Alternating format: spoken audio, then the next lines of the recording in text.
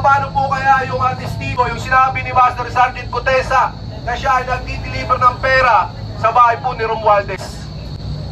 Mr. Chairman Ping Lacson, yung kay Mayor Magalong, di po ba nag-resign na siya doon sa umalis na kaagad dahil si Mayor Magalong, mga kababayan, ayaw niyang masira yung kanyang kredibilidad.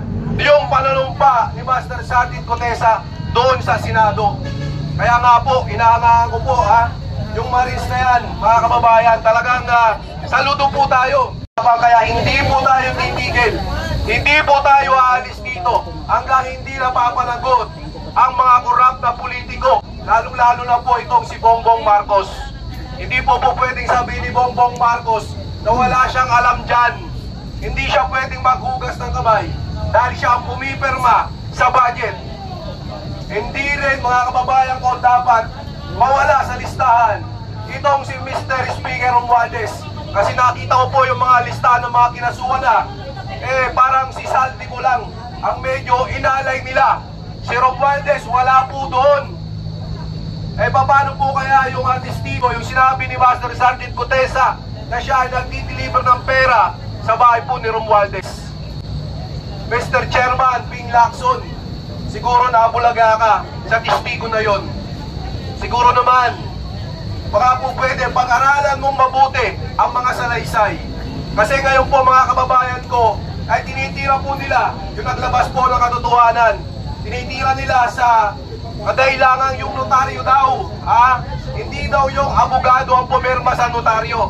Kadalasan po ganito nangyayari, di ba?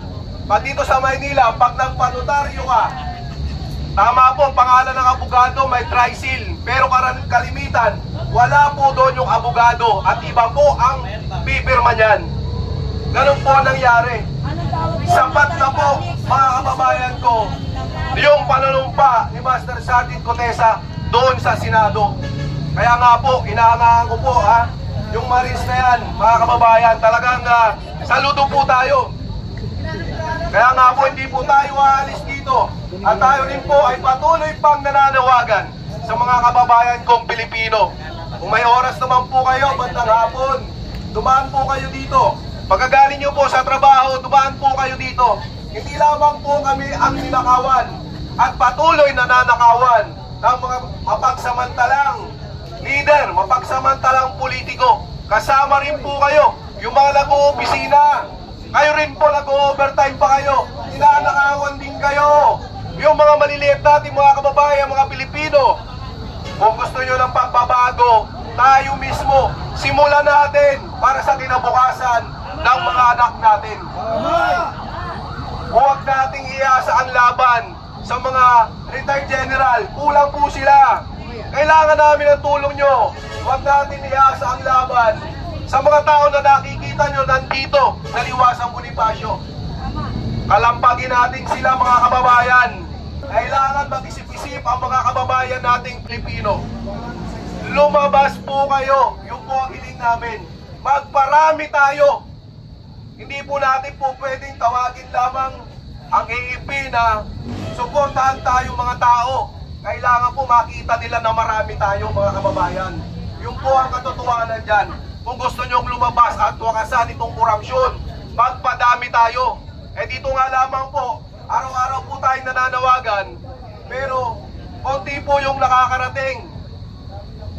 Dinadaanan lang kami nung iba. Andito lang po kami sa Liwasang Bonifacio. Naghihintay lamang po kami sa inyo. Wakasan natin ang pagnanakaw sa gobyerno. Uulit-ulitin po nila yan hanggat wala po tayong napapanagot. Tatandaan nyo po yan.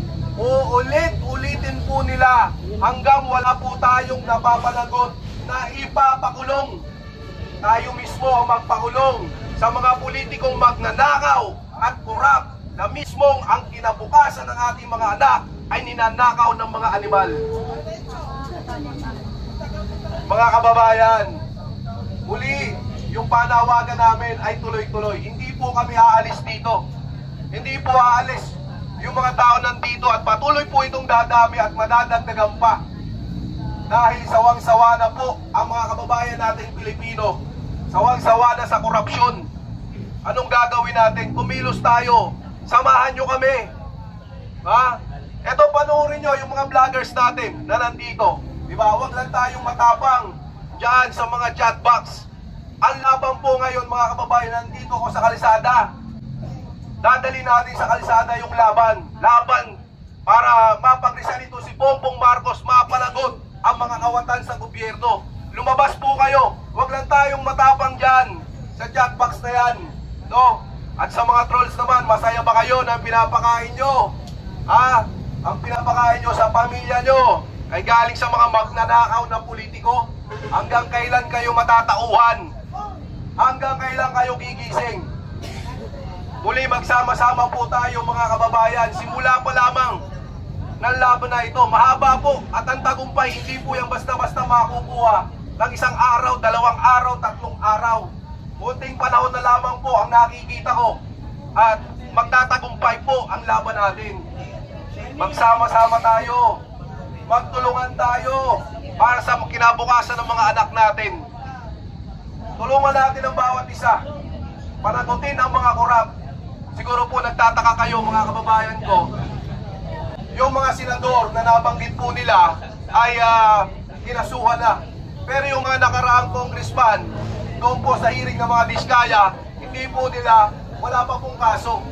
Parang napakabagal ng hustisya. Gusto po nilang pauwiin si Saldico. Pero may nabalitaan na po ba kayo na hinold na yung passport niya? May nabalitaan na ba kayo? O ay wala po talaga mangyayari. At ang isa po sa pinakamaganda pa na nangyari ngayon, yung kay Mayor Magalong, di po ba? Nag-resign na siya doon sa umalis na kagad. Dahil si Mayor Magalong, mga kababayan, ayaw niyang masira yung kanyang kredibilidad. Hindi siya po pwedeng diktahan. Sa nangyayari po kasi ngayon, mga kababayan ko, dyan sa hearing sa Senado, mukhang hindi po maganda yung tinatakbo. No? Kasi eto nga po, yung testigo ni Senator Marcoleta, mukhang gusto pa nilang pasunungalingan. Ganyan po kahirap ang laban natin. Kung sino yung nagsasabi ng totoo, gagawa at gagawa sila ng paraan. Gagawa at gagawa sila ng dahilan para hindi mapaniwalaan. Ganyan po katindi. Kaya nga po muli, lumaban tayo sa korupsyon. Yung po ang aking panawagan sa inyo. Wala na po tayong magagawa sa panahon ngayon. Pakikibaka sa lansangan. Tutulan natin ang korupsyon, ipakulong natin ang mga korap na politiko. Pag-resignin natin si Marcos dahil siya lahat ang punot dulo ng nakawan dito sa bansa natin. Hanggang dito na lamang, magandang gabi sa inyong lahat. Bilang isang Pilipino, mabuhay po tayo!